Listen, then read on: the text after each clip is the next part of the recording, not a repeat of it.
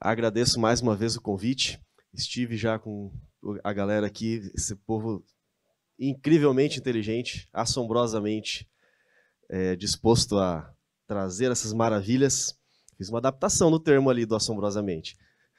Já no congresso em São Paulo, estive apresentando lá a minha estreia. E quando as pessoas me perguntam quase sempre o que é a bendita da engenharia biotecnológica, porque o nome impressiona, né? Aí eu falo assim, eu sou engenheiro biotecnológico. Nossa, mal sabem eles. É um curso que a gente entra perguntando assim, o que a gente faz? Aí quando a gente sai, depois de 5 anos, a gente pergunta, e agora, o que a gente faz? Mais ou menos isso. Mas ele é uma mistura entre biologia e matemática. E na outra vez, lá em São Paulo, eu apresentei uma palestra um pouco mais biológica. Agora eu vou para o outro lado, vou um pouco mais para o lado da matemática. Porque realmente eu sou muito admiro muito a matemática, sou entusiasta da matemática. E já mostrando aqui nossa primeira imagem, a gente pode ver exemplos diversos de matemática em todo lugar da natureza. Nem precisa ser muito especialista para você ver matemática, nem precisa querer enxergar, você já consegue ver. Qualquer artista, qualquer observador, qualquer curioso, ou até o mais metódico dos cientistas, você vai observar a matemática fácil na natureza. A geometria talvez seja um bom começo. A gente observa lá as formas hexagonais dos alvéolos, das colmeias, e muitas outras coisas mais especializadas, nós podemos encontrar matemática repetida em padrões. E isso é muito interessante, quando a gente começa a analisar em detalhes tudo aquilo que a gente observa. Os fenômenos físicos, químicos, biológicos, de qualquer maneira, nós vamos encontrar matemática. Parece que são coincidências. E essa palavra, quando a gente fala, já quase que dá para enxergar as aspas ao redor. Né? Realmente, coincidências que não se explicam tão fácil. E esses padrões eles se repetem. Isso me leva para a característica que eu mais admiro na matemática, que é a previsibilidade. A gente consegue prever o futuro na matemática. Isso é muito interessante de ver. A gente fala lá da expansão do universo. Antes de ser observado pelo Hubble, ele foi previsto por fórmula matemática. Alguém falou assim, o universo está se expandindo, mas como? Não consigo ver, nem tem tecnologia para isso. A matemática está mostrando. Hoje a gente consegue saber quando vai acontecer o próximo eclipse. A gente consegue prever exatamente em qual região do globo vai ter a área de umbra, penumbra, quanto tempo, segundos, milésimos segundos vai durar, porque está tudo descrito ali matematicamente. E a gente consegue encontrar isso em coisas muito diversas. Eu posso observar desde o floco de neve, e aqui é interessante a gente notar que eu tenho do lado esquerdo fenômenos físicos, do lado direito biológicos, mas eles têm o mesmo tipo de padrão. Ele se repete em algo que é produzido por um ser vivo, mas também se repete em algo que acontece sem interferência de um ser vivo, por simplesmente fenômenos físicos, atração moleculares e diversos processos que com certeza outros vão conseguir explicar muito melhor do que eu. Nós conseguimos encontrar padrões até mesmo na arte, quando a arte imita a vida. E aí a gente pode partir para vários tipos de arte. Vou mencionar bastante coisa de arte, a relação de matemática e arte. Eu não considero que seja possível dissociar as duas coisas. Escultura, pintura, música, até no cinema, você vai encontrar muita matemática ali no meio da coisa. Você vai encontrar esses padrões sendo repetidos. E se você conhece matemática, você consegue repetir esses padrões de maneira bastante fácil. Há artistas que eles utilizam apenas a matemática. Não são capazes, talvez, ou talvez tenham a mesma habilidade artística que eu, se for desenhar uma pessoa, vai ser aquele palitinho, mas vai utilizar a matemática para conseguir fazer coisas incríveis. Eu me surpreendi, por exemplo, no meu primeiro semestre de graduação, que eu tive uma matéria chamada desenho técnico. Eu acabei de mencionar, eu só desenho palitinho. Aquele desenho clássico da casinha com a chaminé é o máximo que eu consigo. Uma arvorezinha assim é o máximo de curva que eu consigo desenhar. Até brinco com os meus alunos quando eles falam que professor, tem que copiar o que está no quadro. Aí eu conto algumas piadas, eu falo que vou sortear a lousa no final da aula, enfim, vou contando algumas outras piadas, mas eu falo assim, sim, tem que copiar tudo que está no quadro. Aí eu desenho a árvore. Se eu desenhar uma arvorezinha aqui no quadro, você tem que colocar, eu vou olhar no caderno. E alguns realmente colocam uma arvorezinha lá no caderno. Isso é muito legal. Mas quando eu fiz a minha primeira matéria de desenho, a primeira e única, na verdade, eu me surpreendi que eu consegui desenhar estruturas tridimensionais, sólidos geométricos tridimensionais. Tem um tipo de papel que eu até me esqueci o nome agora, ele já vem com alguns riscos para facilitar esse desenho. Aí com o esquadro, como? Timbrado, não tem um outro nome, eu não me lembro agora. Milimetrado, eu acho que é esse. E que facilita, ele já vem com os desenhos para você só traçar por cima e aparece o desenho tridimensional perfeito. E eu desenhava, falei, gente, como é que eu fiz isso? Que bonito que é, esquadro, compasso e tudo mais. Não me lembro mais como faz isso. Mas é uma mostra de que você não precisa nem ter dotes artísticos para fazer uma obra-prima com matemática. Isso é muito legal de a gente observar. Inclusive em obras como essa que vocês já podem verificar aqui. Eu vou voltar a falar do homem vitruviano mais para frente. E aí a gente vai para aquela que talvez seja a maior das proporções, o principal desses padrões, aquele que mais se repete, que mais se fala. Você já sabe, porque você já viu o título da minha palestra, mas é a proporção áurea. Essa aqui que eu coloquei é a primeira menção registrada sobre a proporção áurea. Não era chamada de proporção áurea, ela já passou por vários nomes, já foi chamada de proporção divina, já foi chamada de número de ouro, regra de ouro, proporção áurea talvez seja o nome mais comum hoje em dia. E a primeira menção que nós temos é com Euclides, considerado o pai da geometria, né? Ele, no seu livro lá, Os Elementos, ele escreveu um segmento de reta, se diz dividido em média e extrema razão, e esse é o termo que ele utilizou para essa proporção, se a razão entre o menor e o maior dos segmentos é igual à razão entre o maior e o segmento todo. Nossa, muita matemática. Para quem não tem muita afinidade com os termos técnicos matemáticos, talvez aqui já começou a dar um nó. Mas ele diz o seguinte, se eu dividir um segmento de reta em 2, ele vai ter essa proporção se o maior, o todo dividido pelo maior, tiver o mesmo valor do maior dividido pelo menor. Eu posso dividir em vários pontos, mas só um deles vai me dar essa proporção áurea. E por que ela é tão importante? Porque eu enxergo ela em todo lugar. Essa proporção áurea está presente em muitos lugares. Quando a gente fala que repetem essas coincidências, esses padrões, desde o floco de neve até a estrutura da asa de uma libélula, a gente observa quase como se fosse uma assinatura. E aí eu sei que agora você já está entendendo onde que eu quero chegar.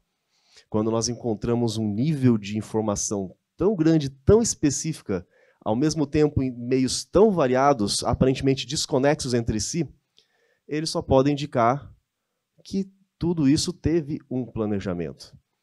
Uma coisa é você ter informação, e aqui já foi repetido outras vezes esse mesmo argumento. Outra coisa é você ter uma informação tão específica e em lugares tão diversos e desconexos. A resposta melhor é que realmente não estão desconexos. Eles tiveram um mesmo designer. Isso a gente vai conseguir observar em alguns exemplos daqui para frente. Então a gente olha outras pessoas. Eu gosto sempre de mencionar como surgiram alguns pensamentos, porque a gente tem mania de achar que nós hoje sabemos tudo, que a humanidade hoje é mais inteligente do que a humanidade do passado. E aí a gente se depara, às vezes, com coisas incríveis do passado, como Stonehenge, pirâmides. Qual que é a resposta? Não, lá eles eram primitivos, eles não pensavam isso tudo, não eram tão evoluídos. É extraterrestre, é um alienígena. E aí vem toda aquela conversa que nós já vimos brilhantemente sendo explanadas aqui nas outras palestras. Mas eu considero esses três seres fantásticos em questão de matemática. Porque aquilo que a gente aplica hoje, eles estavam desenvolvendo lá atrás. Vou citar agora o pensador filósofo Mário Sérgio Cortella. Ele diz assim, em outras palavras, não me lembro as palavras exatas dele, mas hoje nós nos achamos muito inteligentes, mas a gente só tem que replicar algo que foi pensado lá atrás. Os outros matemáticos, outros pesquisadores, cientistas lá atrás, eles tiveram toda a inteligência, o trabalho, a dedicação de desenvolver algo que a gente só precisa aplicar. E a gente tem dificuldade, a gente se acha mais inteligente. Esses aqui são aqueles que estavam desenvolvendo aquilo que hoje a gente usa tão rapidamente, tão rotineiramente. Fídias, por exemplo, talvez você não esteja tão familiarizado com o nome, mas você vai conhecer uma das obras dele. Ele supervisionou a equipe que construiu o Partenon. E o número da regra de ouro, que é o número φ, representado pela letra grega φ, recebeu essa designação em homenagem ao Fídias. É a primeira sílaba ali do nome dele. 430 anos antes de Cristo. E a gente se acha muito inteligente hoje. Mas lá atrás ele estava desenvolvendo esse conceito. Platão ele menciona a proporção de ouro, falando dessa espiral, uma espiral perfeita, e ele usa as palavras espiral perfeita, extremamente agradável. Outro matemático muito pouco mencionado no Ocidente, mas ele é responsável, de acordo com muitos autores, a gente não tem tantos registros, mas de acordo com muitos autores, ele é responsável pela popularização no Ocidente dos algarismos indo-arábicos, que você e eu utilizamos aí, do 1 ao 9 mais o 0. A pronúncia varia, talvez eu acerte, talvez não, mas algo como algarisme, ou algo parecido com isso, é desse nome que vem as palavras algorismo e algoritmo. Eu misturei os dois. Algumas habilidades muito incríveis que ninguém entende como acontece, mas enfim. Algarismo e algoritmo seriam palavras que vieram do nome dele, de tão importante que ele foi. Foi realmente um matemático brilhante. Trouxe para o Ocidente aquilo que era matemática indo-arábica. E ele também menciona essa proporção áurea como solução para diversos problemas que eles tinham, diversas necessidades matemáticas que eles possuíam no dia a dia. Então aí está, de maneira simplificada, ele representa uma dízima, ele não vai ter fim, é um número eterno, vamos dizer assim, mas a gente pode aproximar para 3 casas depois da vírgula, 1,618. 0, 3 e muito mais. Eu posso complicar um pouquinho mais. Ele pode ser representado como uma equação. Essa, na verdade, é uma solução para esta outra. Nós temos uma das raízes de uma função de segundo grau, que ela vai ser esse número de ouro. Eu posso complicar um pouquinho mais, mas acho que vamos parar por aqui. Não vamos complicar muito não, vamos deixar um pouco mais simples. A matemática tem o poder de complicar a nossa vida ou de facilitar a nossa vida, dependendo de como a gente apresenta. E uma das coisas mais bonitas também da matemática é que eu posso representar a mesma coisa de diversas formas diferentes. Você quer uma função logarítmica? Você quer uma função de segundo grau? Ou simplesmente quer um número mais aproximado? Você consegue encontrar tudo isso. Essa é a nossa proporção de ouro. Quando você pega aquele segmento de reta, o todo dividido pela maior parte tem que ser igual à divisão da maior parte pela menor. Eu vou ter isso desenhado aqui nesse slide. Então fica mais fácil da gente entender aquilo que o Euclides falava lá atrás. Quando eu faço uma divisão de toda a extensão desse segmento de reta pelo segmento maior, no caso dividindo nesse ponto, eu vou ter o valor aproximado de 1,618, o número φ. E se eu pego esse segmento maior e divido pelo segmento menor, eu vou ter o mesmo número φ. Por isso que a gente fala que ele é uma razão, ou uma relação. Sempre que a gente ouve falar razão, relação, a gente fala de uma divisão. Eu divido uma coisa pela outra. Eu vou ter a razão áurea, a proporção áurea. Eu vou ter esse número representado. Quando eu utilizo essa proporção para montar um retângulo, eu tenho uma figura aproximadamente como essa. E até mesmo em testes psicológicos, dispuseram diversos retângulos com diversas proporções diferentes, uns mais estreitos, mais compridos, mais largos, mais próximos do quadrado, mais distantes. E aí perguntaram mais ou menos assim para os participantes: qual deles é mais agradável? Qual deles te parece mais harmônico? Qual é mais bonito? E, claro, estatisticamente, você tem uma variação entre todos os participantes, mas aquele que foi mais exaltado como o harmônico, bonito, segue as proporções da regra de ouro. Então a gente está falando de uma proporção que ela, além de se repetir, extenuantemente, assombrosamente, por toda a natureza, é aquela que nos traz mais conforto ao olhar, nos traz mais beleza. Há alguns críticos que vão dizer assim, não, isso dali, essa regra de ouro lá é bobagem, porque é incrível como a gente encontra uma evidência tão forte, mas como ela aponta para o design, foge da narrativa que se deseja construir por aí, alguém sempre tem que querer criticar e tentar desfazer de alguma forma, né? E aí eles fazem assim, não, lá os egípcios, os gregos, esse povo aí, eles não sabiam o que era a proporção de ouro. Isso aí foi formulado muito depois, séculos depois, eles não sabiam o que era, não tem como eles terem utilizado isso. Talvez eles não tenham utilizado a fórmula, talvez eles não sabiam o que era aquele logaritmo que eu coloquei ali atrás. Mas você observa na natureza aquele padrão de beleza, e eles falam assim, isso aqui está mais bonito.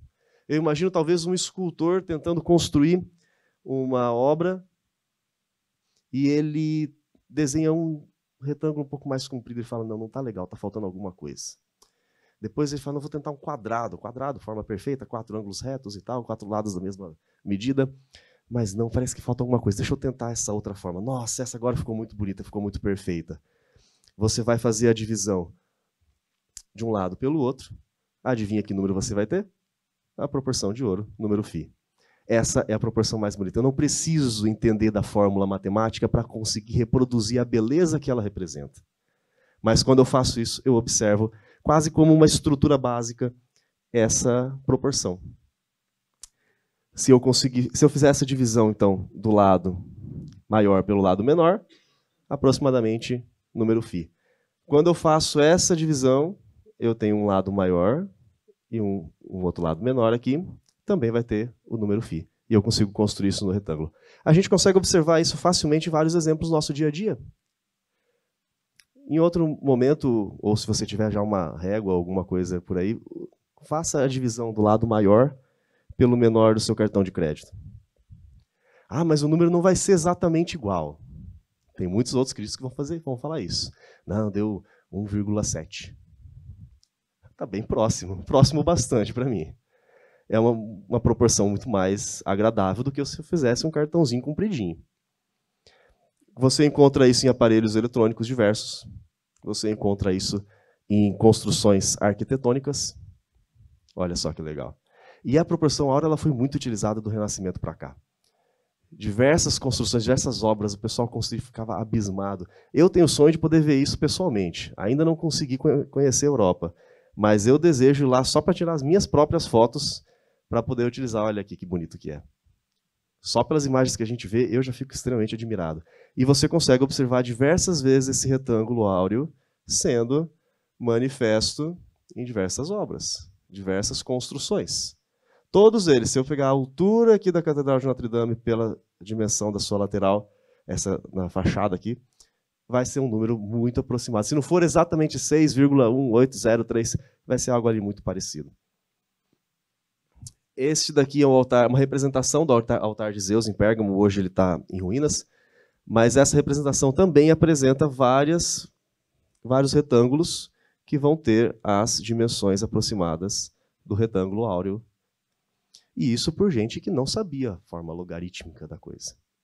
Mas o conceito de beleza, quando eles colocavam isso na prática, falavam, nossa, isso aqui está mais bonito do que de outra forma. Proporção áurea. Posso ver isso em outras figuras geométricas. O triângulo, por exemplo. Se eu tiver um triângulo isósceles, aquele que possui 2 lados iguais, 2 ângulos iguais, e os ângulos da base são 72 graus, esse triângulo é o que a gente chama de triângulo áureo.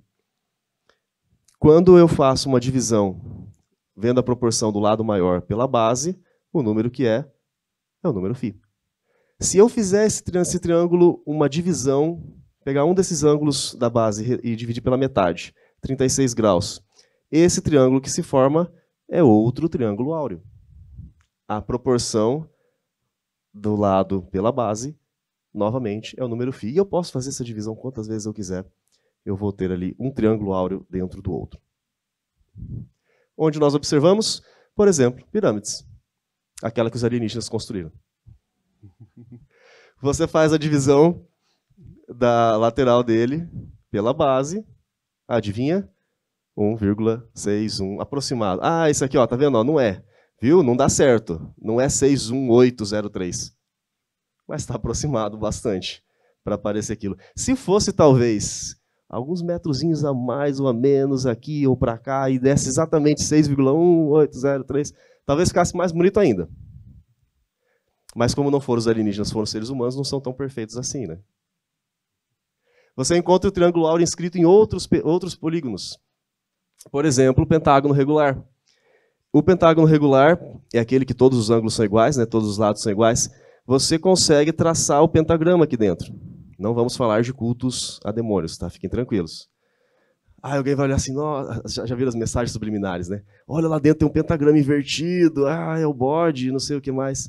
Não, fique tranquilo, é só matemática. Para alguns eu sei que a matemática parece coisa do demônio, mas não é. Ela é a coisa mais linda do mundo. Dentro desse pentagrama, olha só que a gente encontra outro pentágono regular. Dentro desse pentágono regular, eu posso fazer outro pentagrama, vai formar outro pentagrama, e eternamente. Quando eu faço a divisão, por exemplo, vamos pegar um lado desse do pentagrama aqui dentro, a estrelinha. Esse lado vermelho, maior, dividido pelo menor. Adivinha que número vai dar? O número φ. Proporção dourada. E isso para todos eles. Os menorzinhos, os maiores, todos eles, a gente vai ter a mesma proporção. A gente encontra isso na natureza, de diversas formas. Todos eles ali vão apresentar um pentágono regular.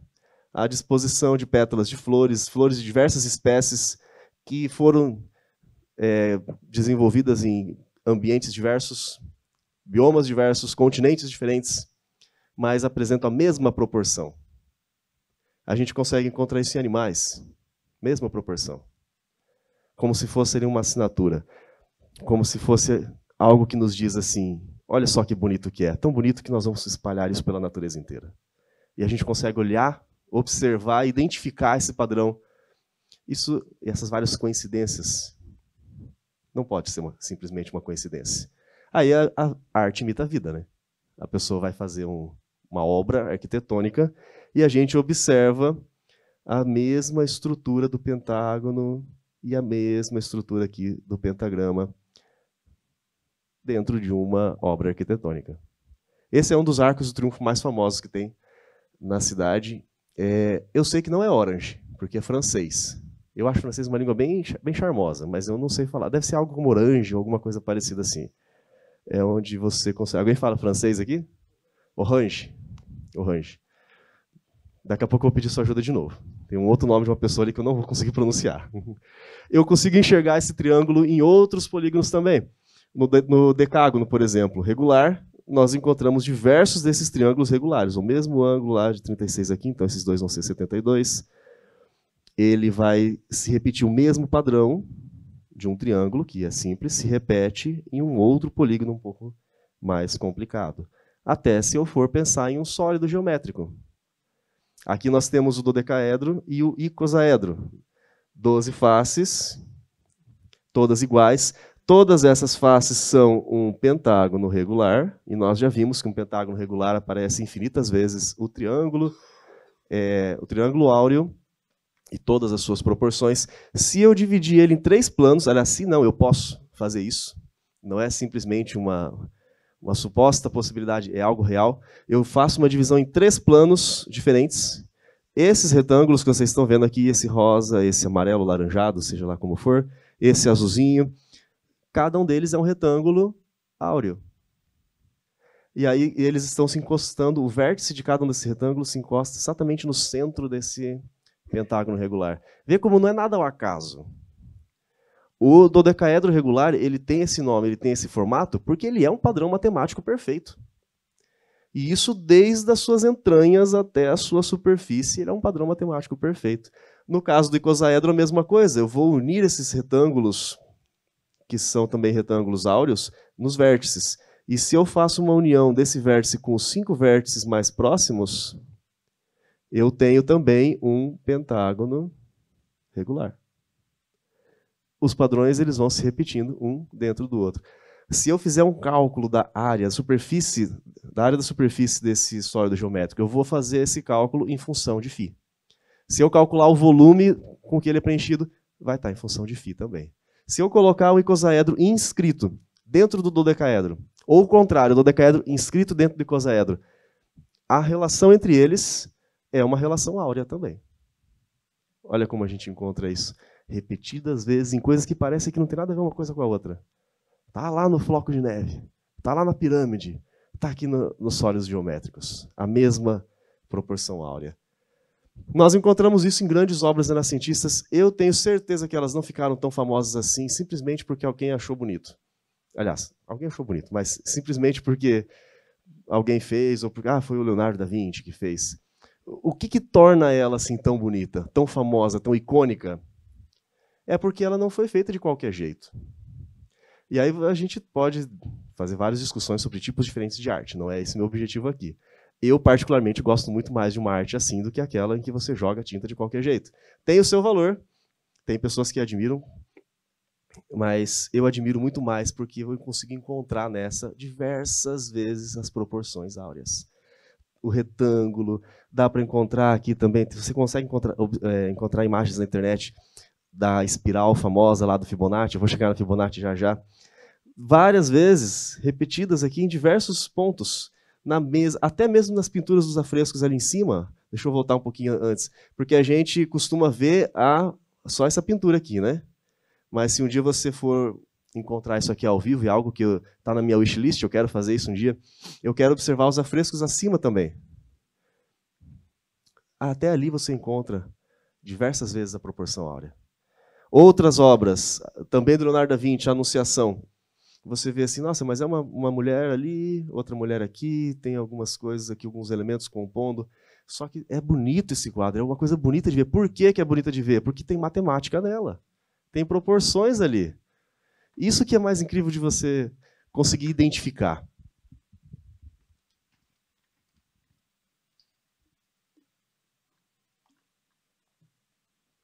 Vamos ver mais exemplos? Agora sim, o Homo ad Circulum, que é o nome original da obra conhecida como Homem Vitruviano. Nessa obra, Leonardo da Vinci ele demonstrou que o corpo humano ele é proporcional. E ali tem bastante exemplo de proporção áurea. Aí os críticos vão dizer assim, não, mas eu não posso dizer que Leonardo da Vinci utilizou proporção áurea, ele não deixou escrito isso. Ele não deixou escrito assim, estou usando a proporção áurea, preciso fazer isso? Não preciso fazer isso, eu consigo observar nos padrões do desenho que foi utilizado. Se ele fez intencionalmente ou não, tá ok, ele não deixou registrado que fez. Mas que tem, isso não tem como negar. A mesma coisa a gente pode dizer da natureza. Talvez não esteja escrito em letras assim garrafais, houve um designer. Mas eu preciso? Não preciso. Porque eu consigo identificar os sinais que esse designer deixou para a gente. Agora, esse cidadão aqui, agora eu preciso de ajuda. Como pronuncia isso? Le Corbusier? Algo parecido com isso? Le Corbusier. Ok, tem que fazer o biquinho. Le Corbusier. Eu vi uma crítica que, o francês, só fala assim, é só fazer o biquinho que você fala o francês. Aí me disseram assim, português também. Fala a palavra uva. Olha o biquinho, uva. Ovo. Olha o biquinho aparecendo. Também tem biquinho no português, então não dá para dizer nada disso. Agora, o nome completo dele eu não vou nem tentar imaginar. Esse cidadão, ele deixou escrito, estou usando a proporção áurea. Esse aqui não tem como negar. E o objetivo dele foi exatamente identificar essas relações de proporção diversas no corpo humano. Ele fez esse desenho, ficou conhecido como modulor, para demonstrar essas diversas proporções. E você consegue observar isso. Oi? Não vou me lembrar agora. Posso buscar essa informação, o período exato em que ele fez essa obra, né? Eu acabei não anotando em que século, qual o ano que ele publicou.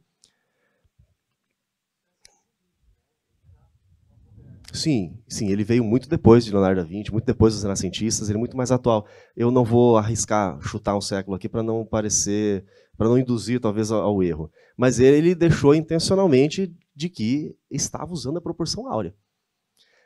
E você pode fazer esse teste. Faça a sua medição do alto da cabeça até os pés, depois do umbigo até os pés. O número vai ser aproximadamente o número φ. A distância do ombro até a ponta do dedo médio. E aí depois você divide pelo cotovelo até a ponta do dedo médio. Também dá mais ou menos essa proporção. Do quadril ao chão e do joelho ao chão. Também dá mais ou menos essa proporção. Aí eu vi um trabalho um paper em que eles disseram assim, não, mas eu fui medir 2 pessoas e deu certo. Aí eu medi a terceira pessoa, o valor deu bem diferente. Aí pronto, já não é mais. Com 3 medições. Qual é o tipo de ensaio ou de estudo que vai utilizar 3 exemplares como espaço amostral para determinar uma proporção? Será que a gente ficaria bastante confortável de tomar uma vacina que tenha sido testada em 3 pessoas? 2 deu certo, 1 deu errado.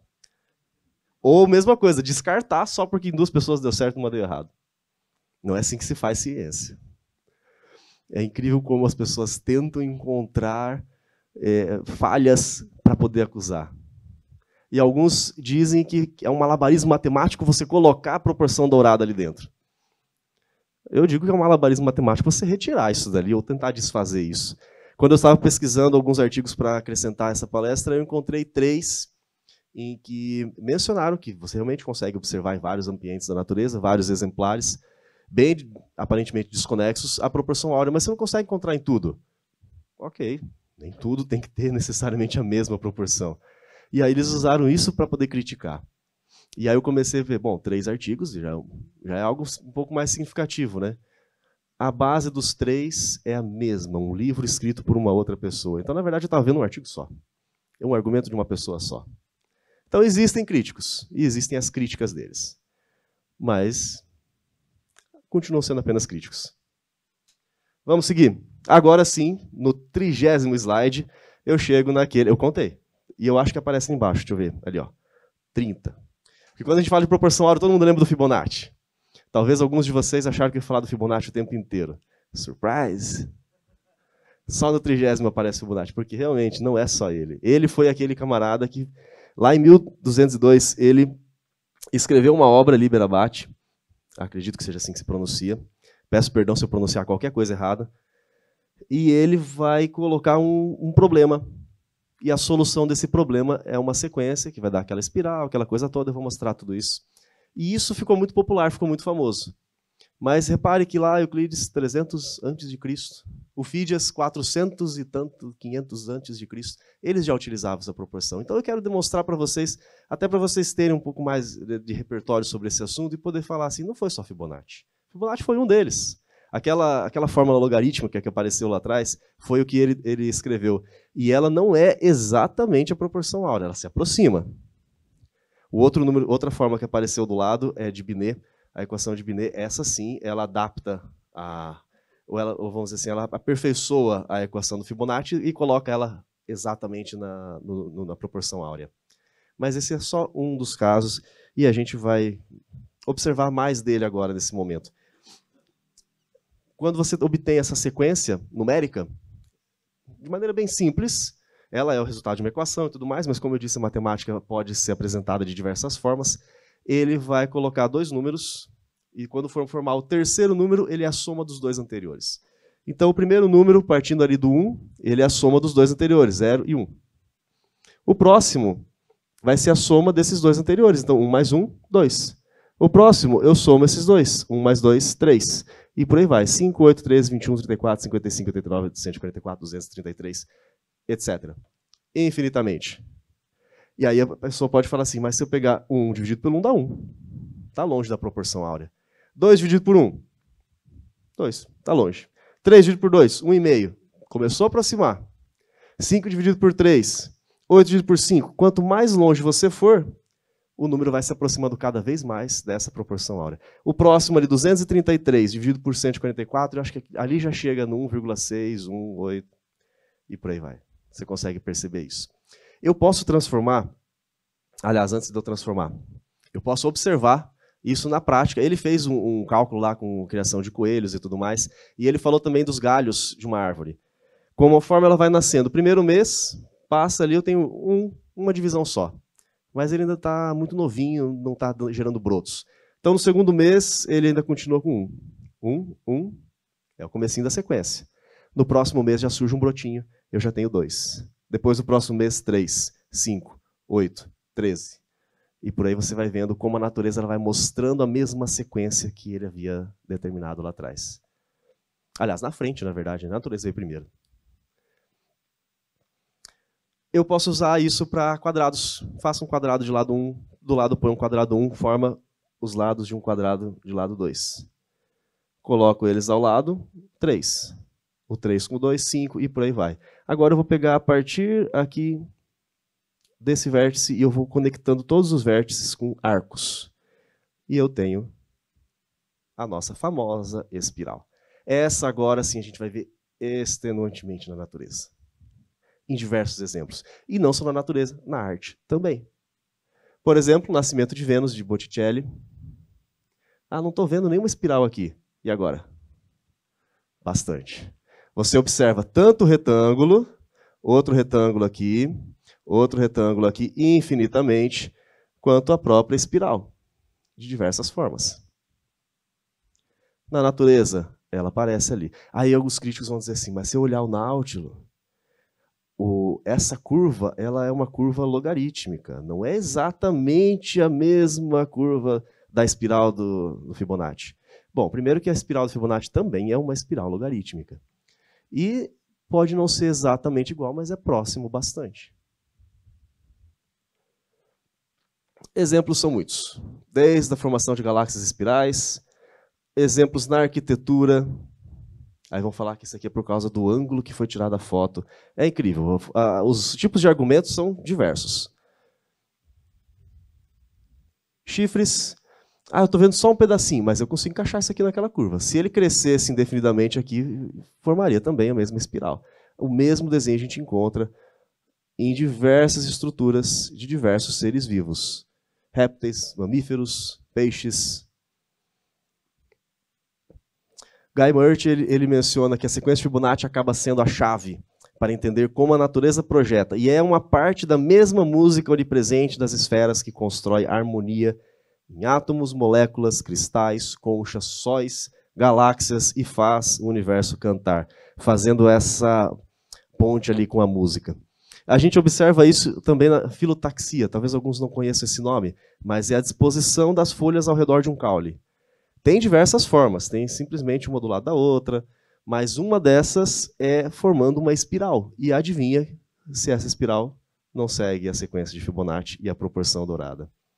A distribuição das folhas e dos ramos obedece a um esquema que otimiza a exposição aos raios solares. Tem folhas que realmente são só assim, uma do lado da outra, e acima, mas ela já não tem mais a melhor otimização para absorver os raios solares. Talvez porque naquele ambiente não seja necessário. Em outro em que a exposição aos raios solares seja fundamental para o crescimento da planta, como vai ser a filotaxia? Alternando, formando uma espiral com a proporção áurea. Por exemplo, esse cidadãozinho aqui, essa plantinha. E como essa a gente encontra várias, diversas formas. A disposição de frutos ao redor do caule também vai seguir essa mesma espiral. Eu posso utilizar essa proporção também no círculo. Eu posso dividir esse círculo numa parte azul e uma parte vermelha, que se eu dividir o comprimento azul pelo comprimento vermelho, eu vou ter também a proporção áurea. E aí eu vou unir aonde o azul encontra com o vermelho, eu formo um ângulo de 137,5 graus. Esse ângulo ele está intimamente ligado a diversas formas, diversas estruturas. Por exemplo, a disposição, e aqui é um modelo matemático já bem mais complexo, mas que mostra como estão dispostas aqui as estruturazinhas do estróbilo da pinha. Todos eles vão seguindo esse ângulo. 137,5 tem outra estrutura, 137,5 outra, e por aí vai. Outro lugar que você observa isso facilmente, nos estames do girassol. Também eles estão dispersos, e isso aqui é muito bonito. É quando você consegue encontrar conforto e harmonia na natureza. Está seguindo a proporção áurea. Na música, o famoso violino Stradivarius. O seu autor, Stradivarius, ele disse que seguiu a proporção áurea para construir o violino. E você tem aí o violino mais famoso, com um dos sons mais perfeitos, vamos dizer assim, seguindo também a proporção. A própria música em si. Esse compositor ele fez uma obra baseado na sequência de Fibonacci. E a gente observa que o som ele é um som agradável.